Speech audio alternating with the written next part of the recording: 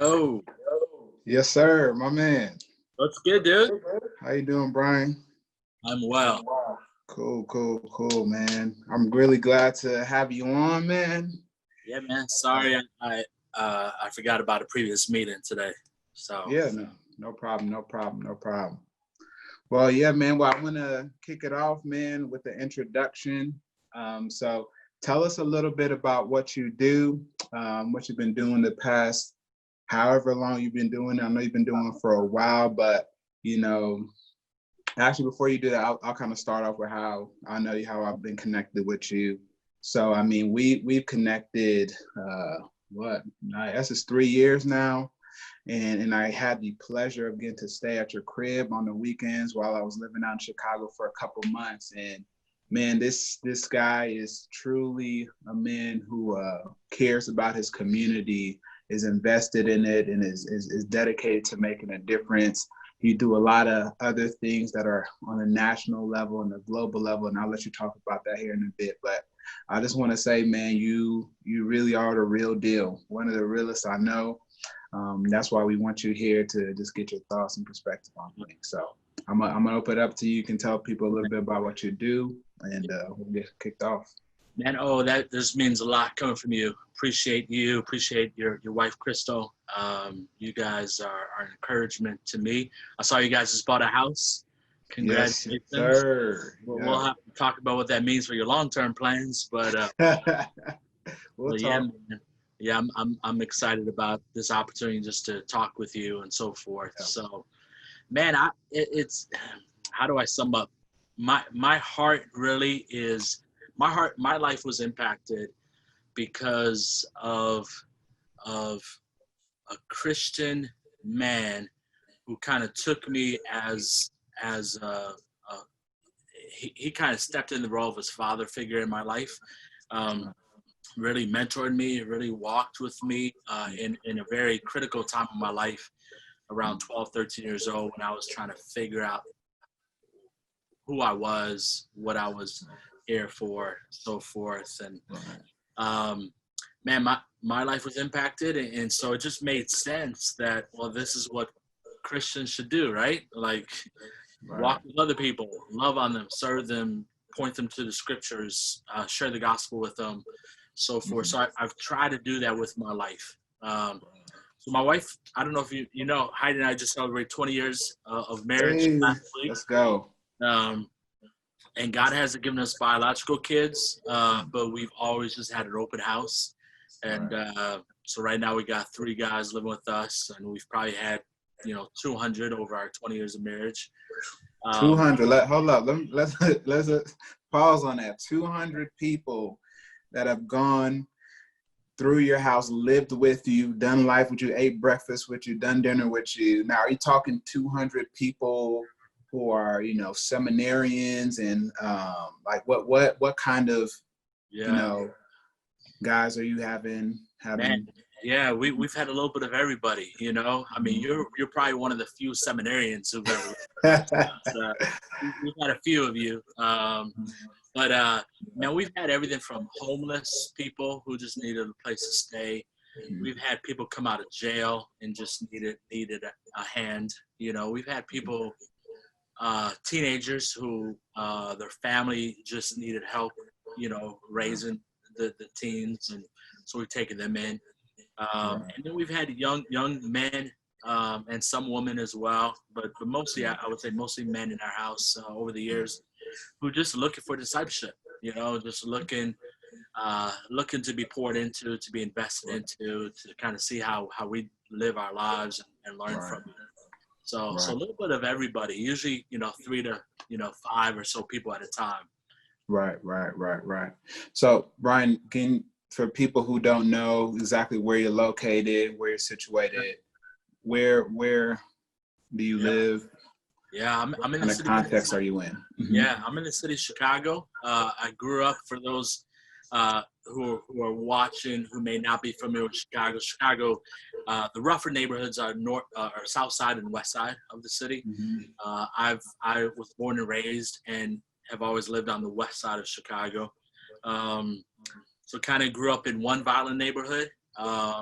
that neighborhood gentrified, and then my wife and I bought a house 16 years ago now in another West Side neighborhood. Yeah, it's considered to be the most violent neighborhood in Chicago by per capita. But our heart really is, we believe the scriptures that say, that we are the light of the world. Light doesn't hide under a bushel, doesn't hide under a bowl. And it wants to be displayed. So we try to be Christians who let our light shine wherever we are. So my wife works in the school three blocks from her house. And she's really been able to build a lot of relationships with students and families in that school who then start to come to our house, who heard the gospel. Some of them have come to Christ and people that way. We just came back from a meeting where we're buying. The city has a program with all these empty lots in our neighborhood. You could buy a lot for $1 that's vacant. And, $1. As long as you care for it and pay taxes on it, it's yours. And so we're doing a community garden. So we were just meeting with some people to help us with that process. And man, we just want to bring our community together, right? Let's work on something together. Let's get our hands dirty together. Let's seek the betterment, the peace of our community. Right. So, Brian, obviously, you've heard the saying, behind every good man is a better woman, and clearly, you have a woman who is committed to the same mission as you in caring for the community. Now, was this something that you had to struggle with? Was this how did y'all even get to the place where you can say hey, we're in this together, and be on mission like that? Was that a struggle? What did that look like? Did that happen before marriage, after marriage? What's that process like? Because it ain't. I'm just saying it ain't common to have someone who's committed to hosting 200 people in both parties on the same page. So how was that process for y'all? For sure, man. When I was growing up, I came to Christ around 13, 14 years old, and I never dated in my high school years because, for me, God just really gave me a passion for kind of the inner city of Chicago at a relatively young age. And, I just didn't want to get married to somebody who didn't have the same heart, And so I knew my wife, Heidi, for a few years before we ever started dating. And for me, it was to kind of, I wasn't even interested in her, until I realized that she had the same heart for the same context that I did. Right. And so then when I found that out, I started spitting my game, which I think I did a good game. She fell for it, and but yeah, man, it's just really interesting to see God's hand, and how He prepared both of us when we were dating. And even engaged, we never talked about having people live with us. That was not something that we organized or strategized on that. Right. It was just, 6 months into our wedding, we were living in a 1-bedroom apartment, a real small apartment. But one of the guys from the neighborhood was coming out of jail, and he was a guy that I invested in, poured into for a number of years, and knew his family and whatnot. And I knew that if he went back home, that he would just get caught back up in everything. Right. And so I just asked Heidi, hey, can Darnell crash on our couch, for a little while? And she was like, sure, and I think that just kind of opened up a floodgate, where it just became like, wow, this is really what we're called to do. My wife has a gift of hospitality. I feel called to practice hospitality because that's what the scriptures say, right? All Christians are supposed to do hospitality. And really hospitality is just welcoming the stranger, right? Making the stranger feel. But my wife is really gifted at it. And then we realized God didn't have biological kids in our plans, and rather than be defeated about that, we really saw God's hand in that. And so then it was, well, why don't we buy a house where we have more space, more rooms, Right. and house young guys who grew up in broken families like I did, like so many other people have, Right. and just give them an opportunity just to see a family. Because Right. the Right. guy who invited me into his life when I was 12 years old, he would invite me over for dinner, and it was the first time I sat down at a dinner table, Right. Right. first time I saw a husband and wife love each other, Right. and that made a huge impact in my life. Yeah, 100%, man. So that's really awesome, man. And I think what you're saying, and even advice even to some of the younger guys, single guys who are listening, is one, I hear, have somebody who understands and can get behind and come alongside and go before what the vision is that you're going, and your passions and things like that. And I'm guessing it might not always look the same, but what you're saying is, hey, as long as y'all are in one accord, generally going forward, you can make something like that work. For sure. People always ask me, they're young guys who are interested in a young lady and whatnot, and they ask me, what, how do you know, and so forth, right? And really, it's are you attracted to her physically, right? Right. If you're a Christian, does she love the Lord, right? Because you want to be unequally yoked with somebody. But then the third thing that I would add is are you guys headed in the same direction in life, right? Right. And what's the problem is that a lot of times we as men don't figure out what God has called us to do, right? And so we're not sure, but we see a young lady that we're attracted to, and we start hollering at her, right? And now you have two people who don't know what they're doing, right? Right. And you might find that you're being pulled in different directions now, right? After you get married and so forth. So for me, it's critical. Part of being equally yoked is are we called to the same general things in life, right? It doesn't mean that if one's a teacher, the other one has to be a teacher, so forth. But like, are we both open? Do we feel called to a city? Do we feel called to suburbs? Do we feel called to overseas, right? And so you want to have a grasp, again, of your identity and your purpose in life before you try to bring someone else on this blindfolded journey that you're going through.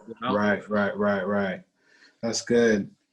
I wanna kind of turn a little bit in the conversation. I want to talk about. So I talked to you a little bit about it. You're one of our first ever interviews on this platform called Son First. So that's a big thing, a big theme that we want to constantly weave in our interviews. So I want to ask you the question: when you hear Son First, what does that actually mean for you? Like, what does that idea, that concept of Son First mean to you? Yeah, man, for sure. That's a good question. When I hear that, I was just reading from Ephesians 5 this morning. And it says, therefore, be imitators of God as dearly beloved children, right? The idea there is that our sonship comes before our work, right? Or our calling. It's a child naturally imitates their father or their mother, right? Imitates the way they walk, the way they talk, the way their face moves and so forth, right? The words you use, it just becomes natural, right?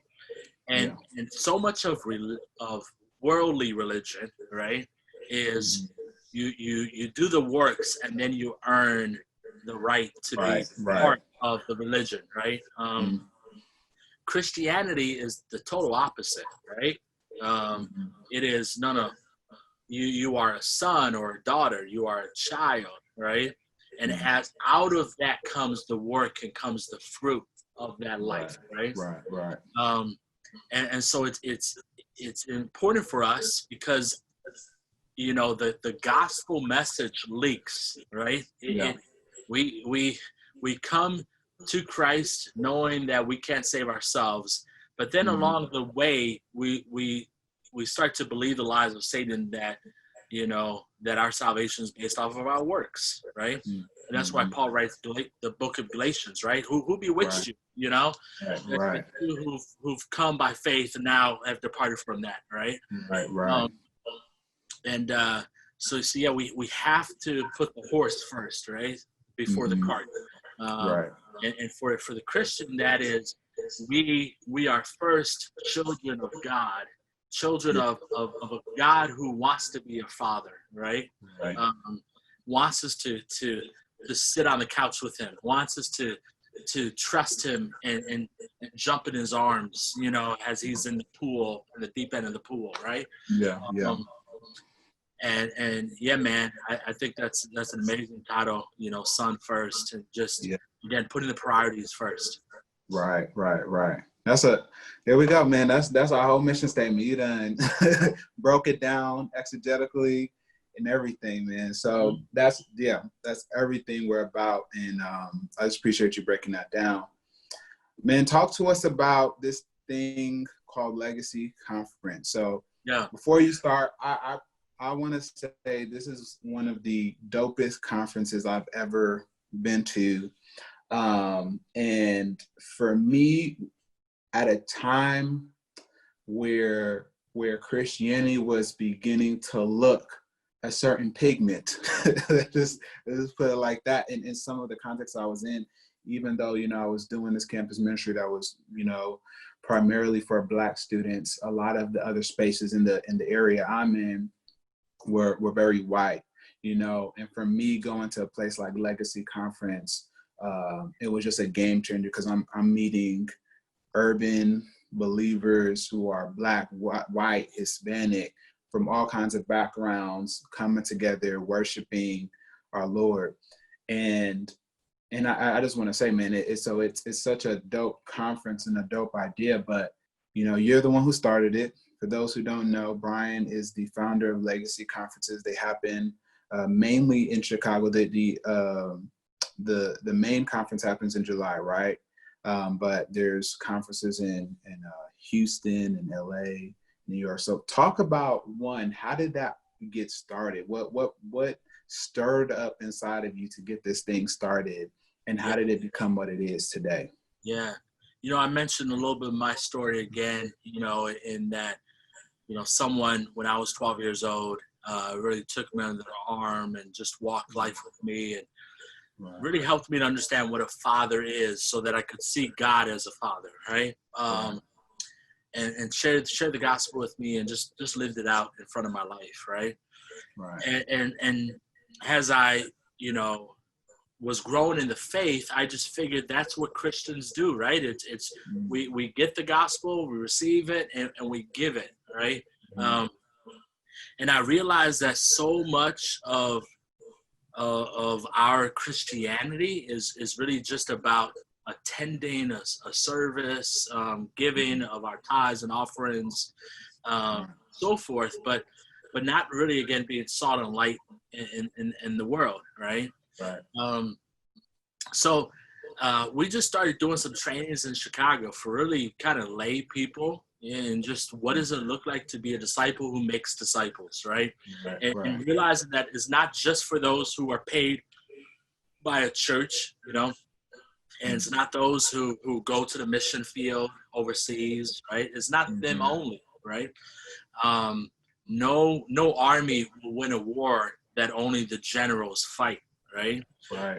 We need every Christian engaged in the spiritual battle, right? For the world. And so we started these trainings, and that morphed into a conference in 2007 called Legacy. That was really in Chicago, but then people started coming from elsewhere, right? And so over the last few years, we've been expanding to other cities and whatnot. But again, what we find out is that those who claim to be practicing Christians. So these are Christians, people who go to church regularly, who read the Bible regularly, and so forth. Only about 20 to 25% are active in sharing their faith and making disciples, right? 20 to 25%, less than, no more than a fourth, right? Right. And again, that's a problem, right? So when people come to the conference, we started asking the question about, are you sharing your faith and making disciples and so forth? And each year someone comes to the Legacy Conference, those numbers increase to, if after someone comes 1 year, it jumps to about 50%. And then 2 years, it jumps to about 70% and so forth, right? And that's really what we want to do. We just want to engage the church, Christians, right? In your neighborhood, what does it look like to love your neighbor, right? In your workplace, what does it look like to do your job as a Christian, right? So if you're a janitor, how do you clean the bathroom for the glory of God, right? And how do you set an example by your lifestyle, and take advantage of opportunities to speak the gospel as well, right? A teacher, right? What does it look like to be a Christian teacher and so forth? So that's really the heart of Legacy is again equipping disciples to be disciple makers.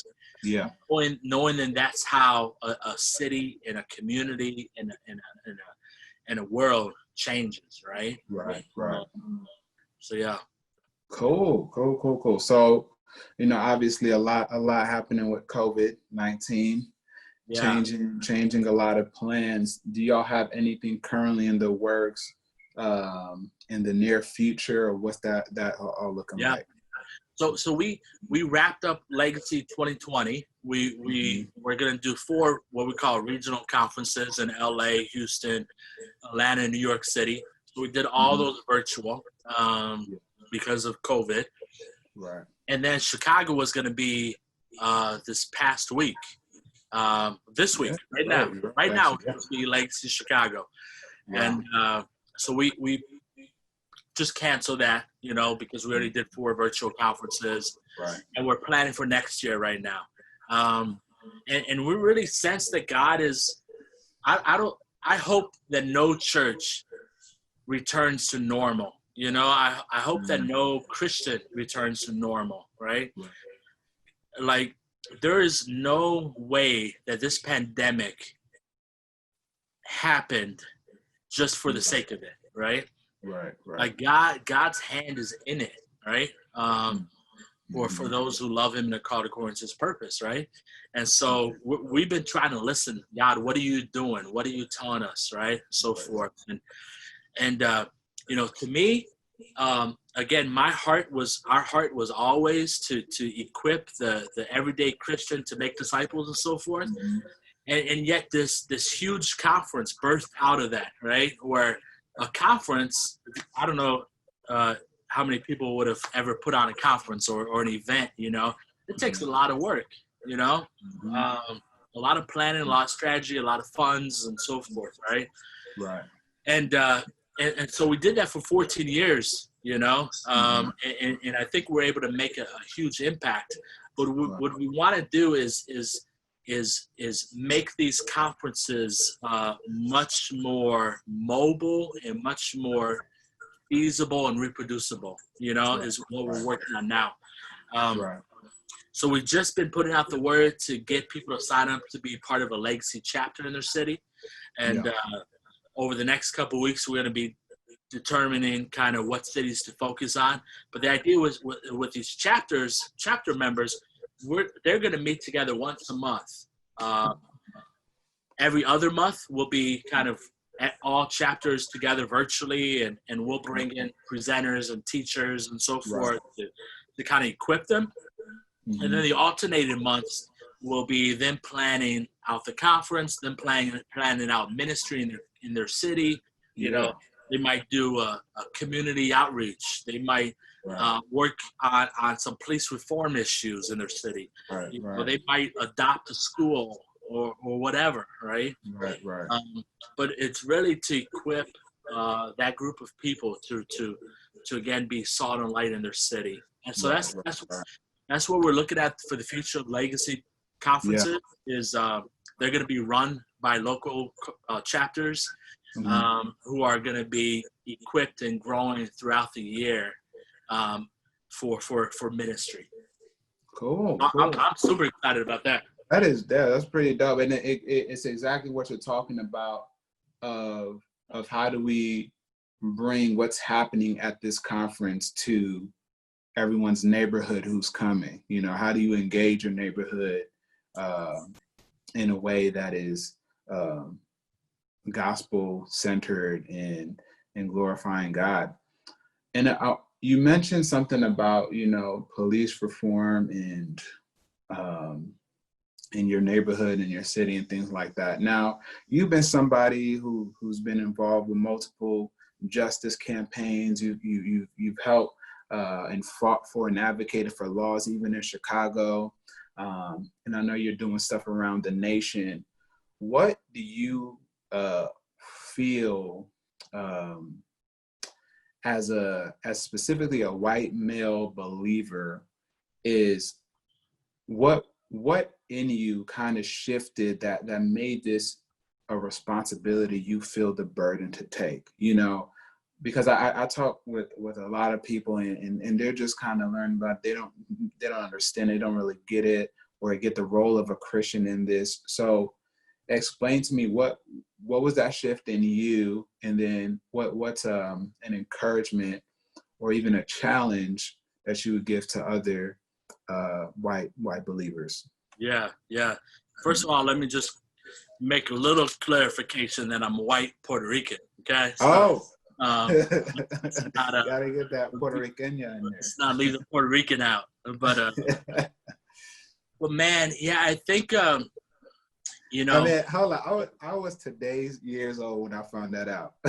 You didn't know I did not know that until right now. Wow. So that's good to know. Yeah, man. My middle name is Richard, which is Ricardo in Spanish, right? And so whenever I'm really feeling Puerto Rican, I go by Ricardo. So okay, you're gonna have to get the rest of the interview in Spanish to prove it. That won't work. That won't work.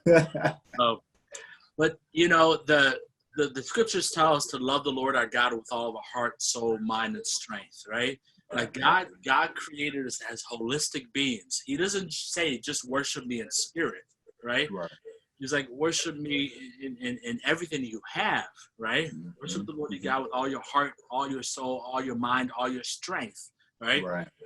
And so the idea that Jesus came just to get you to heaven one day is a ridiculous concept, right? Mm-hmm. Because okay, that like if you only cared for Crystal in the sense that, you know, you made sure she read her Bible every day and she was praying every day, but you know she never had clothes to wear, you know, she didn't have food, you know, she was eating from scraps in the trash, like it would be a horrible husband, right? It's like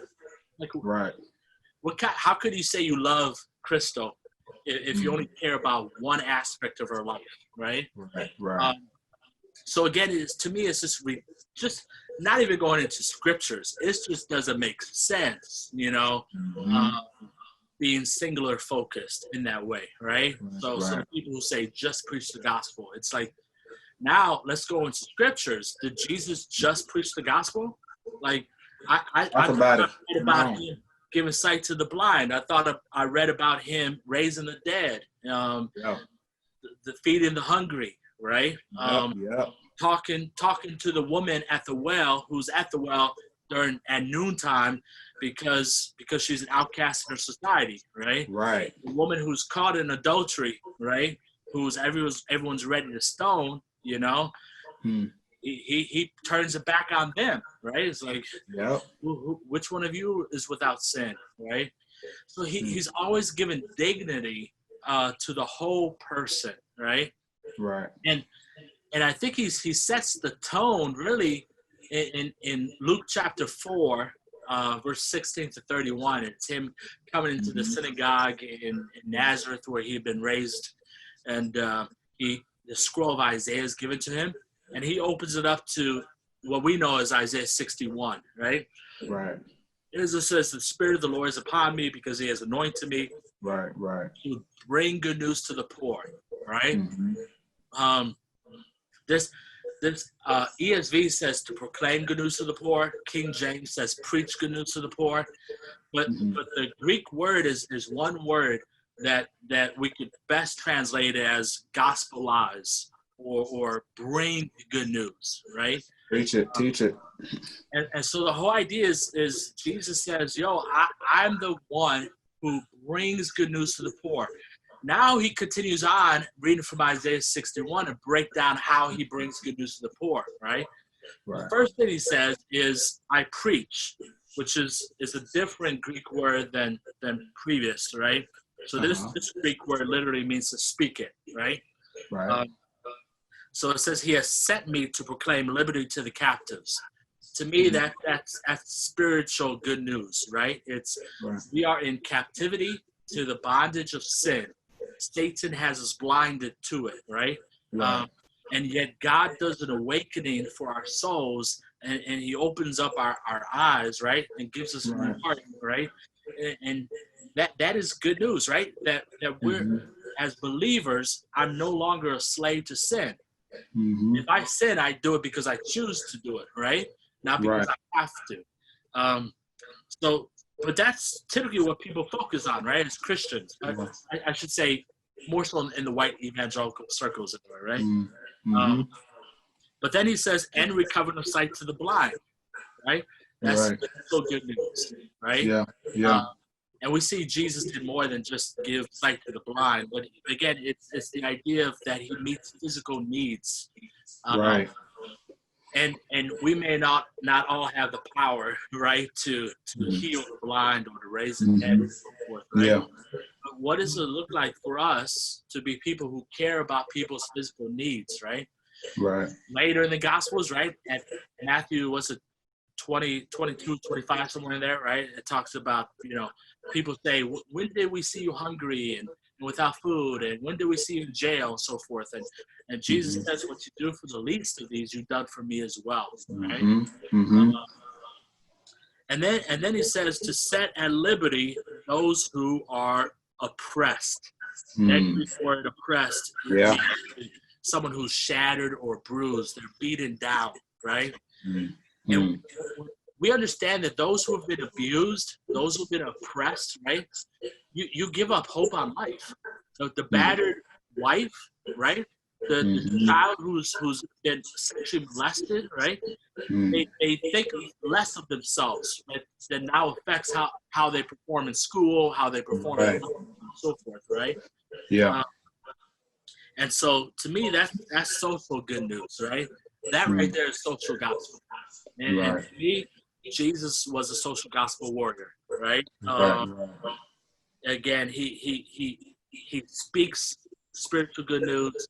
He meets physical good news, right? And he brings it socially as well. Yes, sir. And then he wraps up in Isaiah 61 to proclaim the year of the Lord's favor. That's the idea of the Jubilee, right? Right. And at every 50 years, all debt was to be canceled, right? The playing field was to be leveled out, right? Yeah. There's no more, you owe me $50,000. It's not, now we're both even, right? This is what Jesus says he came for, right? And at the end of the passage, the people in the synagogue are ready to throw him off a cliff. Yep. And I wonder if they do the same today. Man, they sure you dirty do. Socialist. Right. Communist, you Marxist, you. Man, I'm like, how? Oh my goodness! It's just we're so ready to throw something out because the world may speak about it as well. But don't we believe in common grace? Don't we believe that God has put within all humanity His truth, His law? Right? Why is it surprising that other people believe that Black Lives Matter too, who aren't Christians? Why should we throw that out because unbelievers who have other views hold to that statement? It doesn't make sense to me, right? Yeah. And the idea that other people have to champion Black Lives Matter or whatever else, and the church is fighting it, is a disgrace. It's like, we should be leading this movement. Yes. Yeah. If we were leading it, if the church was leading it, there would have been no slavery in America. You know, there would have been no Jim Crow, laws. There would be no school to prison pipeline, right? Right. But because so many, and again, as a white and Latino, as a white guy, right? The white church specifically, right? This whole idea of just preach the gospel and just wait for the sweet by and by when God will bring us all together and every nation, tongue, and tribe will be worshiping. Like, no, like, why can't we work for this now, right? Jesus said when in his prayer, right? Your kingdom come here on earth as it is in heaven, right? Yeah. Our prayers should not be, and our actions should not be, just wait, Mm-hmm. Should be like, no, let's work for it here. Right. That's good, man. It's not just, all right, we're gonna do ours, be about our business and just wait until the rapture comes. Like, what's that movie called? Left Behind. And then half the people on the plane are in the sky and the other half. No, he's called us to work, man. He's called us, faith without works is dead, and he's called us to bring about his kingdom on the earth. So that's a good word, man. You got me pumped up. Yeah. I think, man, I don't want to go too far into that, but a lot of times I think our end time theology could affect our right now theology, right? Right. We read Revelation as though there's some, signs that we're just need to look for to see that Jesus is coming, right? Mm-hmm. And I don't think that's the point of Revelation. I think the point of Revelation is to show us that Jesus is victorious over the darkness of this world, right? And we should be living out Revelations right now, right? Right. Yes, there's going to be a future time where Jesus literally does come back, right? Mm-hmm. But we don't need to wait for him, right? It's like the child who the parents go away for the day, right? And the kids at home, and the kids make a mess and so forth, and they wait until mom and dad get back to clean it up. Mom and dad would be like, "Why y'all make this mess?" Right? Like, "Oh, we just wanted to wait for you." It's like, clean up the mess, right? And I think if we spend more time cleaning up the mess, right? I wonder how much more joy that would give our groom Jesus when he returns, right? Yeah. That we were ready for him. Yeah. And yeah. That's good, man. That's good. Are we going? Yeah. There's so many different directions we can go with that, but I do think, speaking of end times, I do think that's a good closing just to really have and reflect on, man, what will we be doing and where will we be when the King comes back? What will we have to show for the gift of the church that he's given us when he comes back to collect his bride? And man, that's a challenge not only to white believers but to Black believers. Like we have a moment in a time in history, in human history, to bring the kingdom of God, whatever that looks like. So, and justice is a big part of that. So I appreciate you, Brian. I appreciate everything you do, brother. This was a great conversation. And I just want to end it here. But if there's anything else you want to just share with the people before we wrap it up, feel free to.